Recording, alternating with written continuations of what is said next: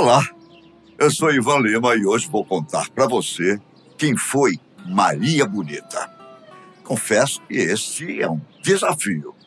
Apesar de ser uma figura marcante na história do cangaço e também na história das mulheres, existem poucos estudos sobre sua biografia. Por ser considerada a primeira mulher a fazer parte dos bandos de cangaceiros durante o século XX e por ter sido a companheira de Lampião, Maria Bonita ficou marcada na memória e na fantasia das pessoas como a rainha do cangaço. Muitos mitos e lendas surgiram sobre ela, principalmente após a sua morte. Nesse vídeo, nós vamos falar um pouco sobre essas histórias e personagens inspiradas na existência de Maria. Vamos também conhecer parte da sua vida antes e depois de entrar para o cangaço.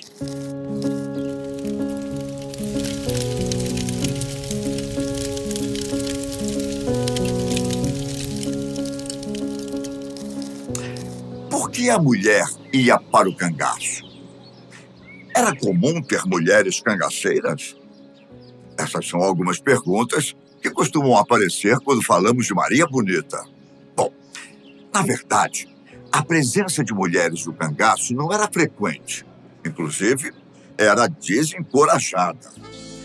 A vida de cangaceira foi, de certo modo, sedutora. Significou um modo de romper com os laços familiares que determinavam qual era o seu papel e o seu lugar. A mulher que foi para o cangaço era uma sertaneja comum e vivia da vida nos sítios. Não era uma operária da cidade, nem era filha de grandes proprietários de terras, mas sim uma mulher do campo. De fato, existiram algumas exceções, como foi o caso de Durvalina Gomes de Sá, a Durvinha, a cangaceira e seu esposo Antônio Inácio da Silva, o Moreno, sobreviveram ao cangaço e viveram escondidos até os anos 2000, quando o casal ficou conhecido pela imprensa. Durvinha era filha de um coronel, um fazendeiro rico, quando resolveu fugir com seu primeiro esposo, o cangaceiro Virgínio. Mas, de modo geral, as cangaceiras não eram mulheres ricas, mas sim sertanejas comuns, que viviam do trabalho na terra, de cuidar da casa e da família. Sobre a forma como essas mulheres se tornavam cangaceiras, sabemos que muitas, como Durvinha e Maria Bonita, entraram para o cangaço por vontade própria. Mas em muitos casos, mulheres foram raptadas pelos cangaceiros e entraram para o bando porque não tiveram opção. É importante lembrar também que nem sempre foi comum ter mulher dentro do cangaço. Os cangaceiros tinham, sim, suas companheiras, mas não podiam levar namoradas ou esposas para acompanhar o bando. A presença da mulher no cangaço só se tornou comum nos últimos 10 anos da história desse tipo de banditismo, que teve seus primeiros registros já no século XVIII. Maria Bonita foi uma pioneira na entrada da mulher no cangaço, que se desenvolveu nas primeiras décadas da República Brasileira. É essa história que vamos contar para vocês.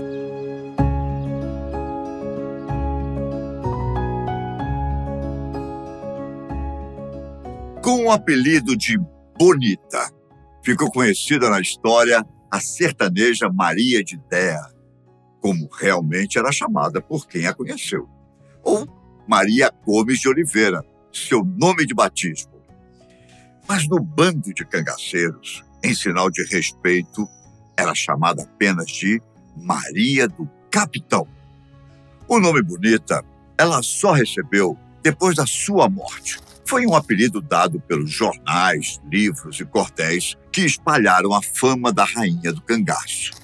A Maria que conhecemos através dos contos populares, da literatura, do cinema e da televisão é uma personagem imaginada, criada a partir de traços da realidade, mas construída a partir de uma lenda. A mulher que realmente existiu é bem diferente. Ela, de fato, foi muito corajosa e rompeu com tradições da sua época. Mas não foi uma guerrilheira. Não andava com grandes armas e não participava dos combates. Não foi dessa forma que as mulheres fizeram parte do cangaço. É a vida de Maria de Idéia que vamos contar. No entanto, é possível que em alguns momentos a lenda Maria Bonita se confunda também com a mulher real. A verdade é que narrar os fatos sobre a vida de uma pessoa exatamente como aconteceram é tarefa difícil demais. E ouso dizer, quase impossível. Mas a gente tenta, não é mesmo? E para nos ajudar a contar essa história, Robério Santos foi ao povoado Malhada da Caiçara, em Paulo Afonso, na Bahia, onde a rainha do cangaço nasceu e viveu. É com muita honra que estamos hoje aqui no povoado Malhada da Caiçara. Mais precisamente, nós estamos aqui na casa de Maria Bonita. Tá aqui a casa que, na verdade, é uma réplica, mas não deixa de ser fantástico o fato de manter a memória de Maria Bonita, a rainha do cangaço. Casinha simples de taipa, normal, casinha de taipa.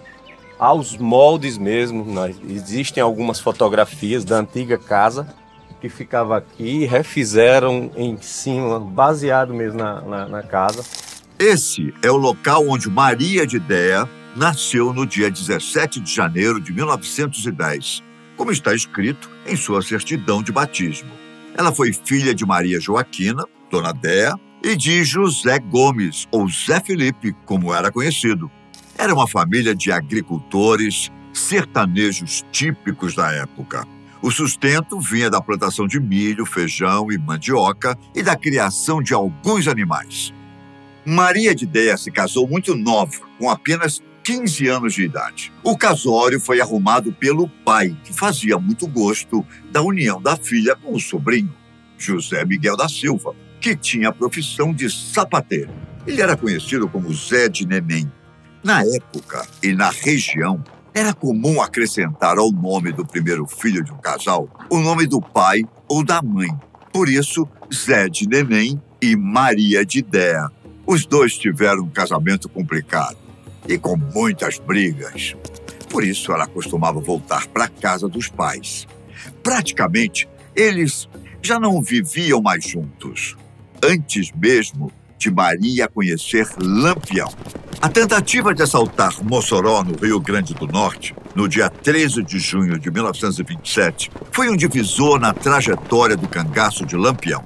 Com um acordo entre Pernambuco e outros estados para combater o cangaço, o bando de Lampião ficou enfraquecido e precisou ir para Bahia recuperar as forças do grupo. Para contar um pouco dessa história, Robério Santos foi a Mossoró, no Rio Grande do Norte. O ataque de Lampião a Mossoró, o ataque frustrado de Lampião a Mossoró, não tem lugar melhor para se debater do que aqui essa linha de ferro.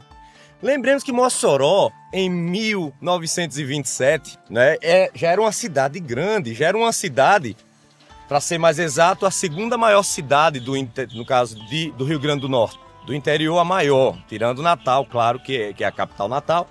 E Lampião mesmo, acaguetaram mesmo ele e deixaram claro que aqui a cidade tinha muito dinheiro, justamente por causa do algodão. O algodão que era escoado aqui por essa linha de ferro, e Lampião veio até aqui a cidade de Mossoró. Não é possível satisfazer-lhe a remessa dos 400 contos de réis que pede, pois não tenho, e mesmo no comércio, é impossível de arranjar tal quantia.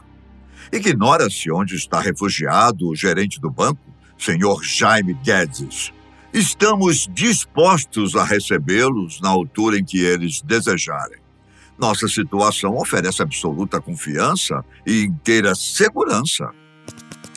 Essa foi a carta escrita pelo prefeito de Mossoró, o coronel Rodolfo Fernandes, em resposta a Lampião, que fez o coronel Antônio Gurgel de refém.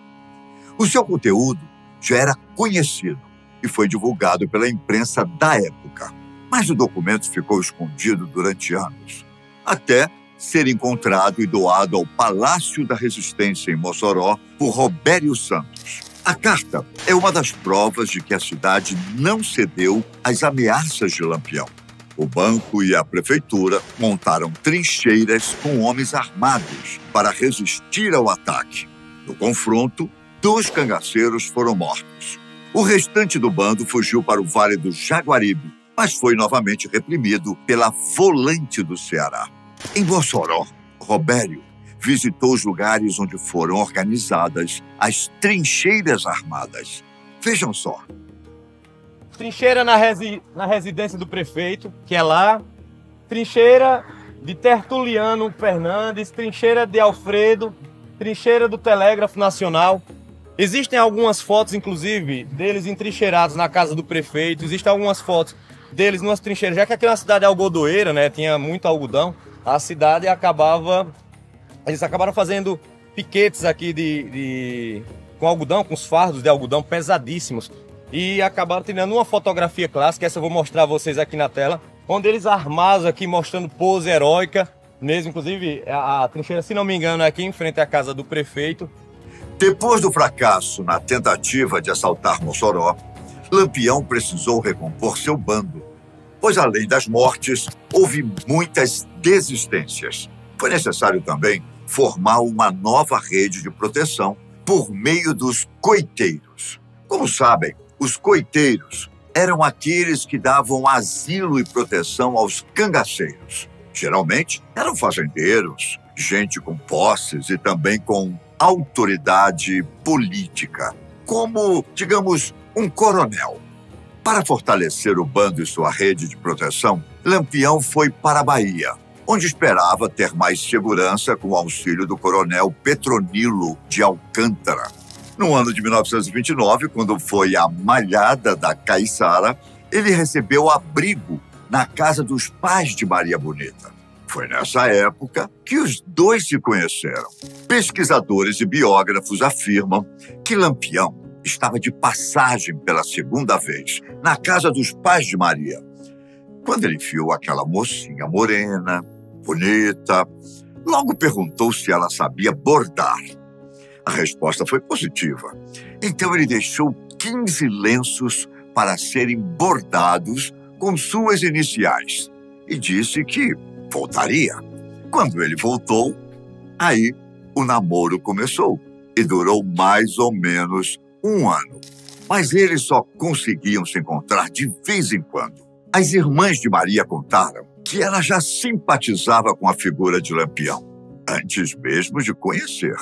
A união dos dois tinha o incentivo e a bênção de Dona Déa, que não gostava de Zé de Neném, o marido de Maria. Mas o pai não aprovava a relação, porque tinha medo da repressão policial. Depois que a polícia soube do namoro dos dois, ameaçaram tocar fogo e queimar os familiares de Maria dentro de casa. O pai resolveu ir embora para Alagoas, mas Maria decidiu não acompanhar os pais e seguir o seu amado.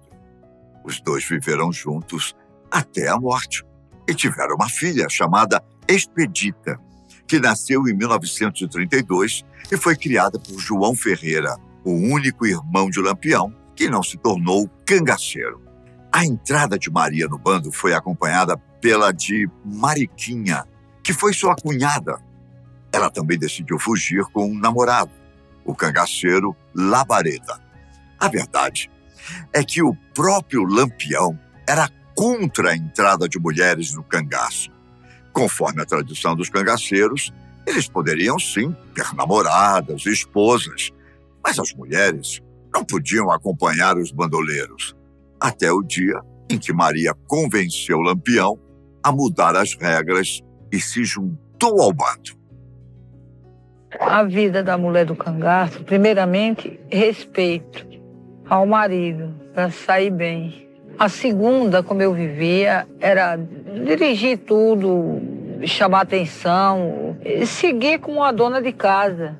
Eu não cozinhava, eles cozinhavam. Na hora da comida eu ia dividir. Se precisava uma camisa, eu endireitava. Se tudo. Uma vida como uma mulher, qualquer dona de casa, vive em sua casa, tratando do seu trabalho.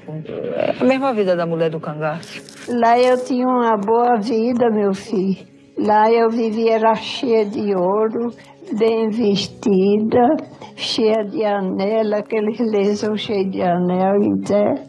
Aqui, os caras arrumavam dinheiro por lá, traziam para nós. Nunca dormi numa cama lá, era no chão.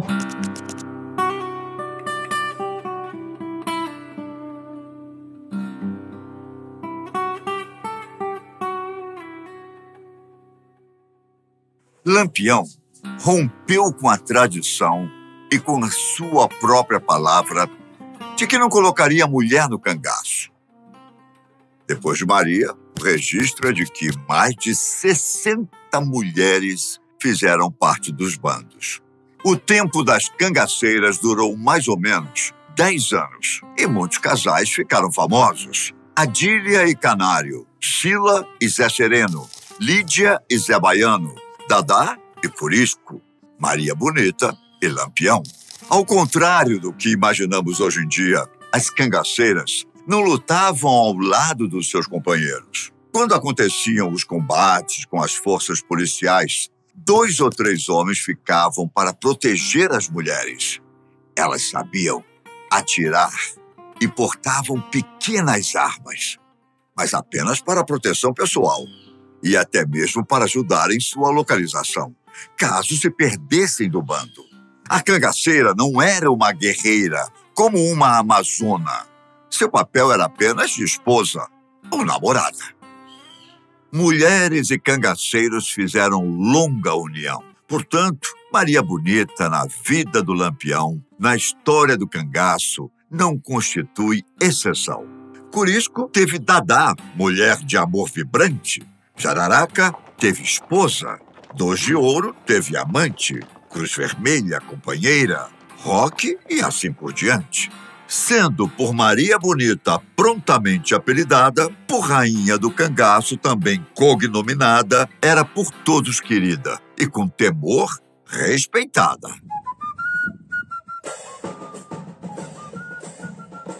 A presença de Maria Bonita no bando de Lampião mudou também a imagem dos cangaceiros. Não só na forma como se apresentavam e se vestiam, mas também em relação aos hábitos de higiene. Os cangaceiros passaram a se perfumar mais. Maria e outras cangaceiras faziam artesanato, como as bolsas de couro usadas pelos bandoleiros. As mulheres andavam sempre bem vestidas e arrumadas, ostentando joias e enfeites, que eram presentes dos seus companheiros. Foi uma verdadeira mudança na imagem do cangaço, principalmente com a circulação de fotografias na imprensa. Apesar de não serem guerrilheiras, elas levavam um tipo de vida que não era, digamos, comum para as mulheres na época, mesmo para as mais pobres. Vamos recordar algumas características culturais dessa época, das décadas de 1920 e 1930.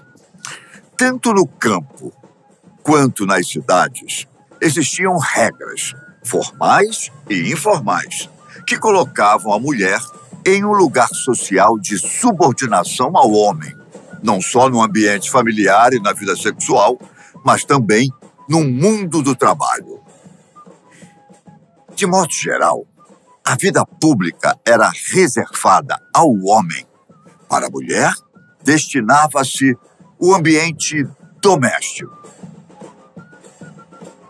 Mesmo a mulher pobre que trabalhava fora de sua casa também estava limitada a atividades e papéis sociais, mas ligados ao ambiente doméstico. É necessário entender essa realidade para a gente conseguir imaginar como era a vida da mulher sertaneja.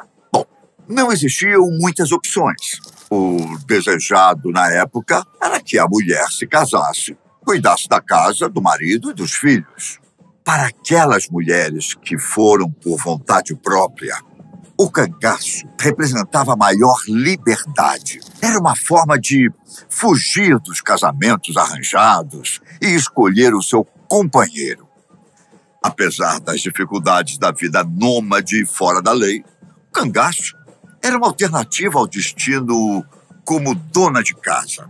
Por exemplo, a cangaceira cozinhava se quisesse, mas não era sua responsabilidade. Nesse sentido, existia uma divisão de tarefas entre homens e mulheres. Entretanto, a relação dos casais também foi marcada por muita violência. A mulher era tratada quase como uma propriedade. Se o cangaceiro fosse traído, ele poderia matar a esposa como vingança. E foi o que aconteceu com Lídia e Cristina. Se fossem viúvas e não aceitassem outro homem, também poderiam ser assassinadas, como no caso da cangaceira Rosinha. A forma como os homens escolhiam sua companheira também podia ser extremamente brutal. Algumas mulheres entraram para o cangaço porque foram raptadas e estupradas, como foi o caso de Dadá, a esposa de Corisco. Mas esse é um assunto para outro vídeo. Não se avestem, não. Agora vamos voltar para a história de Maria Bonita.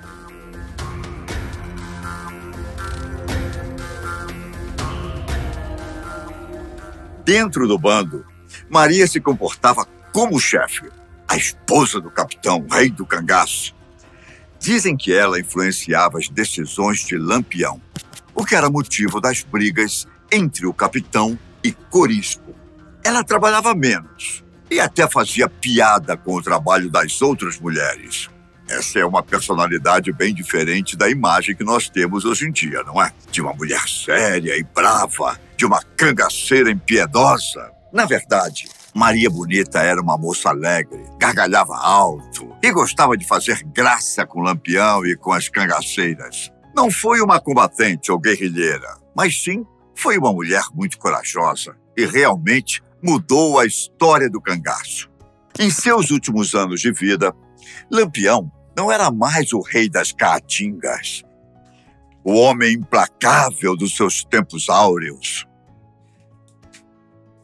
Ele tinha criado hábitos diferentes do cotidiano de um cangaceiro no sertão.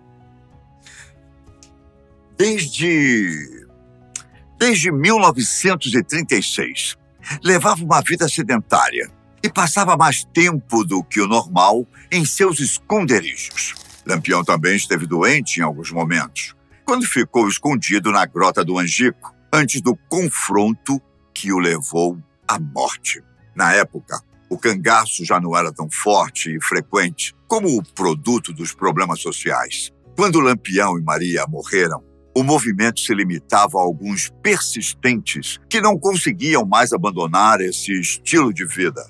Desde a mudança política de 1930, o combate ao cangaço tinha se tornado mais rígido e contava com a cooperação entre os estados. O cangaço, como um poder paralelo, não tinha como resistir ao controle e repressão que acompanharam o processo de urbanização. O desenvolvimento das estradas e o avanço de tecnologias, como o telégrafo e o rádio, foram mudanças que facilitaram as comunicações e a perseguição da polícia. É nesse contexto que aconteceu a emboscada liderada pelo tenente João Bezerra.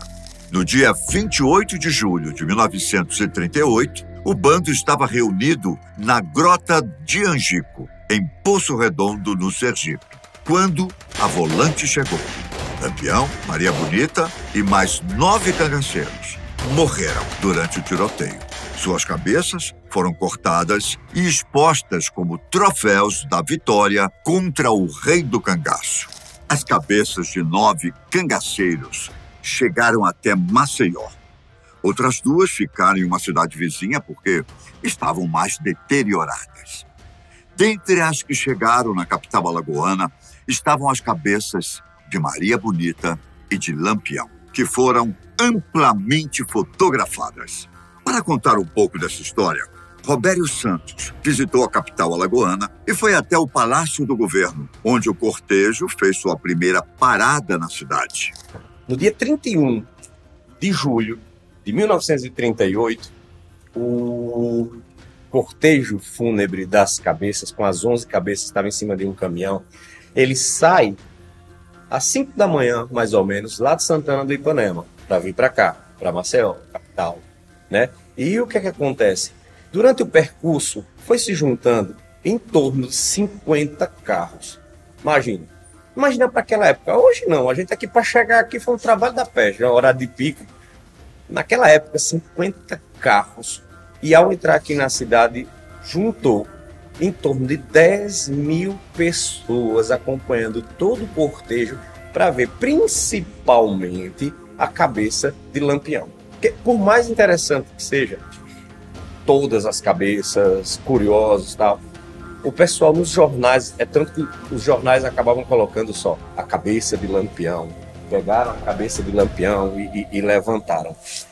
Onde o Robério se encontra, a população de Maceió se reuniu para ver a cabeça de Lampião. O governador e sua comitiva ficaram na janela do palácio assistindo ao festejo macabro, realizado como ato solene. As autoridades e a população comemoraram a morte dos cangaceiros e a exibição dos policiais seguiu pela cidade. O cangaço dos anos de 1920 e 1930 ainda desperta sentimentos diversos, principalmente na memória dos sertanejos que sofreram com mais um tipo de violência em meio a tantas outras. Mas é fato que esse foi um capítulo importante da nossa história, principalmente porque nos mostra como os problemas sociais são mais complexos do que imaginamos. Além disso, produziu histórias e símbolos que fazem parte da cultura nordestina e que é conhecida em todo o país. Maria Bonita é um desses símbolos e sua imagem foi registrada e reproduzida até os dias de hoje.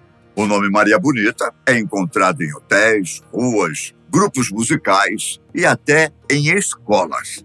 Já sabemos que esse não era seu apelido durante a época em que viveu. A palavra bonita foi usada em um telegrama, informando a morte de Maria de Déa e dos outros cangaceiros. Em contato com essa mensagem, o jornalista Melquíades da Rocha usou o apelido para noticiar o fato. Desde então, o nome passou a ser usado em jornais, livros e cordéis. Um fato interessante é que a palavra bonita foi muito utilizada na região para apelidar mulheres que se chamavam Maria, muito antes de se referir a cangaceira. O nome até foi um título de um romance de 1914 do escritor Afrânio Peixoto, que se passa no sertão baiano e retrata a beleza como um fardo para sua protagonista. É claro que não dá para saber com certeza o motivo do apelido ter se tornado uma marca da rainha do cangaço. Talvez pelo tom romântico e poético que ele manifesta. O que sabemos é que o nome ficou para a história. Parte da lenda produzida em torno de Maria Bonita tem como origem os registros documentais de Benjamin Abraão, que acompanhou o bando em 1936. Suas fotografias foram amplamente divulgadas pela imprensa, mas o filme sobre o cotidiano do bando foi proibido pelo Departamento de Imprensa e Propaganda do governo Getúlio Vargas. O documentário só foi encontrado em 1955. Nas cenas do filme, Maria aparece fazendo poses e representando o cotidiano dos cangaceiros. Essas imagens e a carência de dados biográficos ajudaram a construir a ideia de uma guerrilheira destemida, que foi reproduzida principalmente no cinema, na televisão e, hoje em dia, na internet. Depois de tudo que contamos até agora, já sabemos que, apesar da lenda render bons enredos de filmes, as coisas não aconteceram exatamente dessa forma. O fato é que Maria Bonita, ou Maria de Déa, foi realmente uma mulher corajosa e uma pioneira no cangaço. É inegável que Maria é de grande importância para a história das mulheres brasileiras. Espero que tenham gostado desse vídeo e que acompanhem outras histórias como essa. Um grande abraço.